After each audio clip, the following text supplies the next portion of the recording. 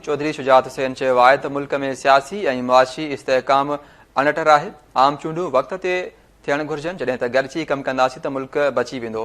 Breaking news वांखे ॾींदासीं। चौधरी शुजात चयो आहे त आम चूंडूं वक़्त ते थियण घुर्जनि, गॾिजी कमु कंदासीं त मुल्क बची वेंदो, जॾहिं त वधीक चवणु आहे त मुल्क में सियासी ऐं मुआशी इस्तेहकाम अणटर आहे।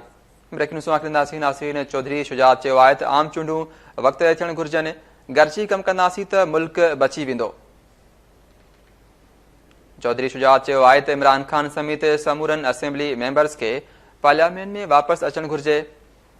असां गॾु न थियासीं त मुल्क में तबाही ईंदी। काफ़ी लीग सरबराह चौधरी शुजात हुसैन चयो आहे त असां गॾु न थियासीं त मुल्क में तबाही ईंदी। चौधरी शुजात हुसैन चयो आहे त सियासत खे न संभालियो त IMF हिकु टको बि न ॾींदो।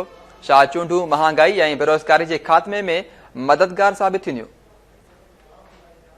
इन हवाले सां इस्लामाबाद मां लाइन ते मौजूदु आहे कैची न्यूज़ रिपोर्टर गुलाम रसूल कुंभर। जी गुलाम रसूल, छा तफ़सील आहिनि? जी, मुस्लिम लीग काफ जे सरबराह चौधरी शुजात हुसैन मीडिया से गुफ्तगू कई है, जंहिंमें संदसि इहो चवणु आहे त मुल्क में सियासी ऐं माशी इस्तेहकाम अणटर आहे। ईंदड़ आम चूंडूं पंहिंजे मुक़ररु वक़्त ते थियण घुर्जनि ऐं असीं सभु गॾिजी पाकिस्तान जे लाइ कमु कंदासीं त मुल्क बची वेंदो। आगे चौधरी शुजात इहो चवणु आहे त असांखे सियासत खे न संभालियो त। ठीकु आहे, वरी महिरबानी गुलाम रसूल कुंभर।